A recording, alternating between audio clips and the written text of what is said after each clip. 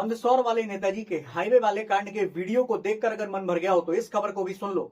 जी हां, दुनिया के लोगों को एक छोर से दूसरे छोर तक कुछ ही घंटों में पहुंचाने की चाहत रखने वाले एलॉन मस्क की कंपनी स्पेस एक्स को तगड़ा झटका लगा है। जी हां, 28 मई की सुबह 5 बजे उनकी कंपनी के द्वारा छोड़े गए स्टारशिप हिंद महासागर में क्रैश हुआ है। क्या है पूरी खबर, चलिए इसको देखते हैं। यहां पर आप याद रखिएगा कि SpaceX loses another Starship seeks to renew focus. तो याद रखिएगा कि इसे सुबह 5 बजे 28 मई के दिन छोड़ा गया था और ये हिंद महासागर में क्रैश हो चुका है। तो दोस्तों, स्पेस शिप को लेकर और स्पेस टेक्नोलॉजी की चाहत रखने वाले लोगों के लिए ये बुरी खबर है। देखते हैं पूरी खबर को। यहां पर ये वीडियो है, ये टेक्सास का बाका चिका नाम की लॉन्चिंग साइट है और इस साइट से इसको लॉन्च किया गया था सुबह 5 बजे। ये देखिएगा आप, यहां पर इसकी स्पीड जो है ये भी काउंट हो रही है किलोमीटर पर आवर्स में।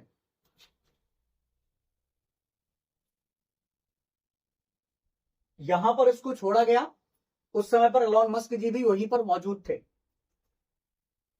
ये देखिएगा, धीरे धीरे धीरे धीरे स्पीड को क्रॉस करता जाएगा ये, और इसी के बाद ये हिंद महासागर में क्रैश हो गया।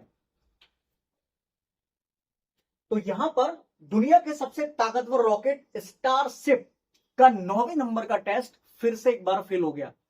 आप सोच रहे होंगे 9वें नंबर का टेस्ट, तो याद रखिएगा इससे पहले ये 8 टेस्टिंग कर चुका है और इसकी पहली टेस्टिंग 2023 में हुई थी। तो याद रखिएगा कि ये 9वां टेस्ट भी जो है कामयाब नहीं हो पाया और करीब लॉन्चिंग के 30 मिनट के बाद स्टारशिप ने कंट्रोल को क्या कर दिया, खो दिया, जिस कारण से पृथ्वी के वातावरण में एंटर करने पर यह नष्ट हो गया। यह लगातार तीसरी बार है जब ये आसमान में ही नष्ट हो गया। हालांकि बूस्टर ने अमेरिका की खाड़ी में हार्ड लैंडिंग की है। बूस्टर मतलब जो उसको बूस्ट देकर ऊपर पहुंचाता है स्टारशिप को, तो उसने क्या कर ली, हार्ड लैंडिंग कर ली। इसके बाद लैंडिंग वर्न के दौरान एक सेंटर इंजन को जानबूझकर बंद किया गया ताकि उसकी क्षमता को परखा जा सके। इस टेस्ट में पहली बार 7वें टेस्ट में इस्तेमाल किए गए बूस्टर को दोबारा उपयोग में लाया गया है। इसके बाद आप देख सकते हैं कि इसे भारतीय समय के अनुसार 28 मई को सुबह 5 बजे टेक्सास के बोका चिका नाम के सेंटर से लॉन्च किया गया। ये देखिएगा आप, ये अमेरिका का मैप है और ये टेक्सास, और यहां पर आप देख सकते हैं ये बोका चिका नाम का सेंटर है और इसी सेंटर से इसको लॉन्च किया गया था स्टारशिप का स्पेसक्राफ्ट, जो इसका ऊपरी वाला हिस्सा है, और सुपर हैवी बूस्टर जो नीचे वाला हिस्सा है, जो क्या करता है, रॉकेट को, यानी कि किसी भी रॉकेट को थ्रस्ट देने का काम करता है, बूस्ट करने का काम करता है ताकि वो क्या कर सके, एस्केप वेलोसिटी के माध्यम से ग्रेविटेशनल जो फील्ड है उसको क्या कर दे, क्रॉस कर दे। तो याद रखिएगा इसे स्टारशिप कहा गया है। अगली बात करें तो इस प्रकार से क्या होता है कि ये ऊपरी वाला हिस्सा है, ठीक है, और ये क्या हो गया, यही क्रैश हो गया कहां पर, हिंद महासागर में।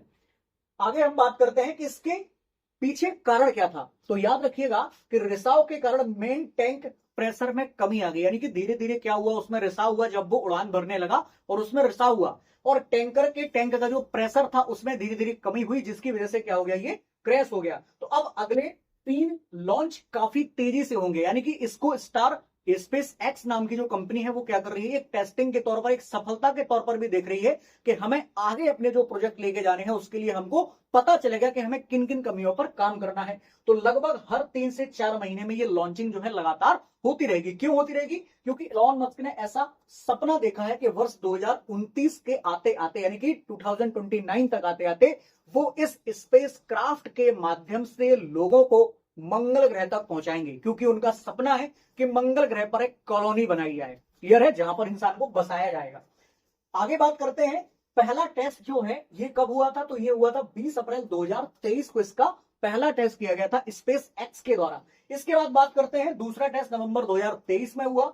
इसके बाद बात करते हैं मार्च 2024 में इसका तीसरा टेस्ट हुआ, और ये सारे के सारे टेस्ट किस तरीके से खराब हुए, इनकी टेस्टिंग फेल हुई, ये सारा डिटेल यहां पर दिया है, आप इसे देख सकते हैं। इसके बाद बात करते हैं चौथा टेस्ट, पांचवा टेस्ट, छठवां टेस्ट। तो ये सारी की डेट्स लिखी है, जून में हुआ, उसके बाद पांचवा अक्टूबर में हुआ, इसके बाद छठवां टेस्ट नवंबर 2024 में हुआ, और 7वें नंबर का जो टेस्ट है ये जनवरी 2025 में हुआ, और 8वां जो टेस्ट है वो भी उसी के बाद के समय में 8वां टेस्ट हुआ था। और ये जो अभी टेस्ट हुआ है 28 मई के दिन, ये था 9वें नंबर का टेस्ट, जो फिर से एक बार फेल हो गया। आगे बात करते हैं हम स्टारशिप के बारे में थोड़ा सा। तो याद रखिएगा ये स्टारशिप है और ये प्योरली रीयूजेबल स्पेसक्राफ्ट है, यानी कि बात करें स्टारशिप फुली रियूजेबल स्पेसक्राफ्ट और स्टारशिप सिस्टम का सेकंड स्टेज है। यानी कि याद रखना कि इसको इस्तेमाल बार बार किया जा सकता है, बार बार इस्तेमाल करने वाला है। जिस तरीके से ड्यूरासेल की बैटरी होती है ना, या कैमरे की बैटरी होती है, उसको क्या कर सकते हैं आप, चार्ज करके बार बार यूज कर सकते हैं। तो ये उसी तरीके का है। तो व्हीकल में इंटीग्रेटेड पेलोड सेक्शन है और ये चालक दल और कार्गो को पृथ्वी की कक्षा, चंद्रमा, मंगल और उससे भी आगे ले जाने में सक्षम है। यानी कि इसमें इतनी ज्यादा कैपेसिटी है कि ये दुनिया के कई बार चक्कर भी लगा सकता है और साथ में दुनिया के एक हिस्से से दूसरे हिस्से तक कुछ ही घंटों में पहुंच सकता है। तो इसको भविष्य के एक ट्रांसपोर्ट के तौर पर भी देखा जा रहा है कि एलॉन मस्क ऐसा चाहते हैं कि लोगों को एक स्थान से दूसरे स्थान तक पहुंचने में जो एयरक्राफ्ट के माध्यम से समय ज्यादा लगता है, उस समय को इसके माध्यम से बहुत कम किया जा सके। इसीलिए भी ये जो प्रोजेक्ट है ये बहुत अधिक ऐतिहासिक है। याद रखिएगा, स्टारशिप पृथ्वी पर पॉइंट टू पॉइंट ट्रांसपोर्ट करने में भी सक्षम है। पॉइंट टू पॉइंट ट्रांसपोर्ट का मतलब यह है कि अगर किसी व्यक्ति को जो दिल्ली में बैठा है और अगर उस व्यक्ति को ब्राजील के रियो दे जेनेरियो में जाना है तो वो कुछ ही घंटों में पहुंच सकता है। जैसे अमेरिका जाना है आपको दिल्ली से और आपको यूएसए जाना है तो लगभग बात करें हम तो 20 से 22 घंटे का समय लगता है। लेकिन अगर आप इस स्टारशिप वाले प्रोजेक्ट के सफल होने के बाद इसमें बैठते हैं तो आप 1 से 1.5 घंटे के अंदर अमेरिका पहुंच सकते हैं इंडिया से। तो याद रखना कि जिससे 1 घंटे या उससे भी कम समय में दुनिया के किसी भी क्षेत्र की यात्रा की जा सकती है और ये मंगल ग्रह पर लोगों को लेकर जाएगा। तो इतना बड़ा ऐतिहासिक प्रोजेक्ट है। याद रखो, सबसे ज्यादा पेलोड ले जाने में सक्षम होगा स्टारशिप। याद रखना, ये स्पेस शटल है, इसके बाद ये SLS ब्लॉक 1 है और ये स्टारशिप है और ये सैटर्न है और ये फाल्कन हैवी है। इनकी सारी के पेलोड की क्षमता लिखिए। पेलोड मतलब क्या, कि रॉकेट जब अपने साथ में कुछ चीजों को साथ में लेकर जाता है, मटेरियल को लेकर जाता है, सामग्री लेकर जाता है, उसे हम पेलोड के नाम से जानते हैं। तो याद रखना कि इसका पेलोड का जो क्षमता है वो देखो आप, लगभग 150 टन के आसपास है। कितना है, 150 टन के आसपास, लगभग मतलब 1,50,000, 1.5 लाख किलो के आसपास है।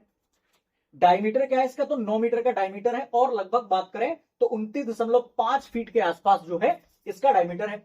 हाइट की बात कर ले तो 50 मीटर के आसपास किसकी हाइट है, याद रखिएगा। पेलोड की कैपेसिटी कितनी है तो देख लो आप, 100 से लेके और 150 टन के आसपास। और थ्रस्ट कितना, थ्रस्ट मतलब होता है जैसा गाड़ी में पिकअप होता है ना, पिकअप कि अपन क्लच छोड़ते हैं तो एकदम गाड़ी उछल के भागती है। तो याद रखिएगा कि पिकअप ही जो है वो क्या है, गाड़ी का। और यहां पर बात करें स्पेस क्राफ्ट में तो थ्रस्ट को ही पिकअप कहा जाता है, यानी कि कितनी स्पीड से वो भागता है।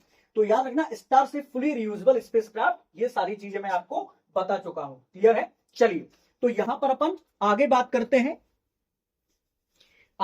हैं स्टारशिप में कि ये स्टारशिप का जो प्रोग्राम है ये क्या क्या काम और करेगा। तो देखो, यहां पर इंसानों को मंगल ग्रह पर पहुंचाने का काम करेगा और साथ में सैटेलाइट डिलीवरी भी करेगा, यानी कि पेलोड की डिलीवरी।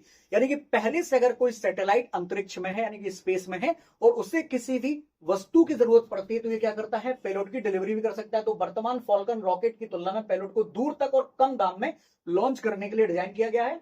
इसमें कई सैटेलाइट, बड़े टेलीस्कोप, इसके बाद कार्गो को पृथ्वी की कक्षा, चंद्रमा, मंगल और उससे आगे भी ले जा सकता है। ठीक है। इसके बाद मून मिशन, यानी कि चंद्रमा पर भी इंसानों को ले जाने के लिए भी ये सक्षम है और ये अभी हाल ही में नासा के साथ काम भी कर रहा है। तो मून बेस के डेवलपमेंट के लिए चंद्रमा की सतह पर बड़ी मात्रा में कार्गो के ट्रांसपोर्ट की जरूरत होगी। इसीलिए इस प्रोजेक्ट यानी कि स्टारशिप को इन बिल्डिंग ब्लॉक्स को ले जाने के लिए डिजाइन किया गया है। समझ में आ गई बात। तो बहुत सारी चीजें करने में ये सक्षम है और कुछ काम भी है इसके, जैसे अर्थ टू अर्थ ट्रांसपोर्टेशन, यानी कि बात करते हैं एक ट्रांसपोर्टेशन अगर अर्थ से ही एक स्थान से दूसरे स्थान पर करना है तो वो भी ये काम आसानी से कर सकता है। 30 मिनट के अंदर ये पूरी की पूरी दूरी को क्या करता है, पूरा कर लेगा 1 घंटे या उससे कम में। सोचो आप कितनी तेज स्पीड है।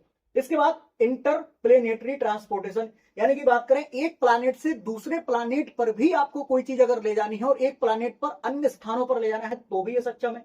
तो मंगल ग्रह पर शहरों का निर्माण करने के लिए बड़ी मात्रा में कार्गो और चालक दल के अफोर्डेबल डिलीवरी की जरूरत होगी। यानी कि मंगल ग्रह पर मान लीजिए एक हिस्से पर एक कॉलोनी बन रही और दूसरे हिस्से पर दूसरी कॉलोनी बन रही, तो उसी प्लानेट पर भी अगर कोई माल मटेरियल लेकर जाना है तो भी ये सक्षम है।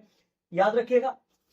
इसके बाद बात करते हैं हम कि एलॉन मस्क जो है ये मंगल ग्रह पर कॉलोनी क्यों बनाना चाहते हैं। भाई बहुत ज्यादा फ्यूचरिस्टिक व्यक्ति है ये।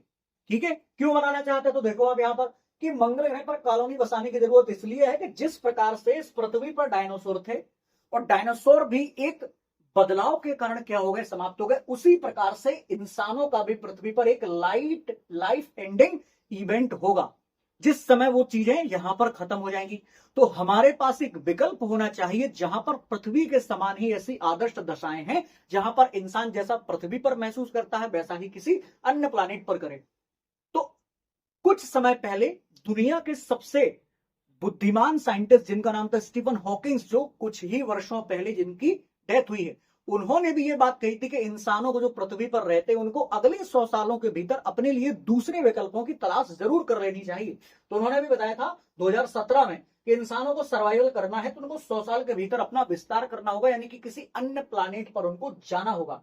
और अगर हम मंगल पर अपना बेस बना लेते हैं तो मानवता वहां पर भी जीवित रह सकती है। डायनासोर ने ऐसा नहीं किया क्योंकि डायनासोर के पास स्पेस क्राफ्ट नहीं थे, स्टारशिप प्रोग्राम नहीं था और एलॉन मस्क नहीं थे, इसीलिए ये काम डायनासोर नहीं कर पानी। तो एक आध प्रजातियां उनकी किसी और ग्रह पे आपको मिल जाती। तो ये था हमारे इस पूरे के पूरे प्रोजेक्ट का एक एनालिसिस। अगर आपको वीडियो पसंद आया हो तो मुझे लाइक करिएगा और कमेंट करिएगा कि आपको ये वीडियो कैसा लगा और आगे आप किस किस टॉपिक पर हमसे वीडियो चाहते हैं। तो दोस्तों मिलते हैं अगली क्लास में। All the best. भारत माता की जय।